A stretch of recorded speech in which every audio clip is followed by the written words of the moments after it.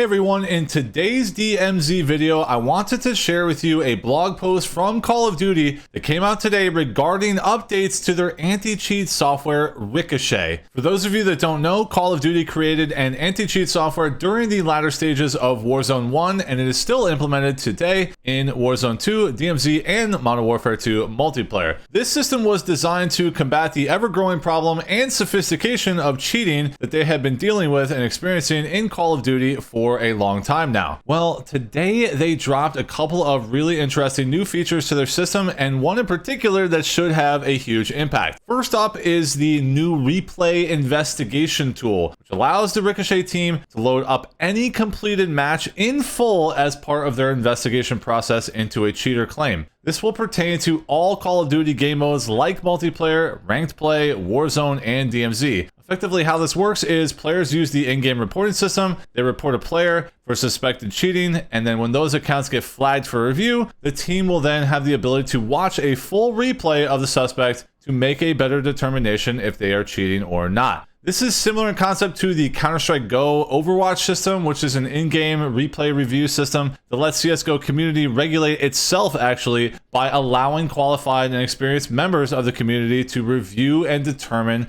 if reports of cheating are valid. A very, very important emphasis on qualified and experienced members of the community. CSGO does it differently. It's not just some random billy goat calling someone a hacker because they died. Also, it isn't just one person deciding the fate of another. It's a large amount of reviews before a player would be named a cheater by the community. I think the full replays are a great feature for the Ricochet team to help identify cheaters, but I really do love the way CSGO implemented their system a bit more. With the amount of cheaters these days, the anti-cheat team is going to be swamped with manual reviews of replays, which will create a massive backlog of video for them to cross-check. I think putting in the video review system in the hands of the trusted members of the community, similar to CSGO, would have been a smarter play here, as it would have alleviated a massive amount of stress on the Ricochet team and still produce a similar result. The second and most exciting addition to the anti-cheat is the third-party hardware device detection. This is directly addressing the problem of Cronus Zen users in the Call of Duty community. If you aren't familiar with the Cronus Zen, it's basically an attachment between a player's controller and their PC or console that allows the player to reduce or, in some cases, eliminate recoil entirely. There are many big-name streamers that have been accused of using such a device, but because it's an extension of your USB and a USB controller, the anti-cheat softwares have not been able to identify its usage until now, theoretically.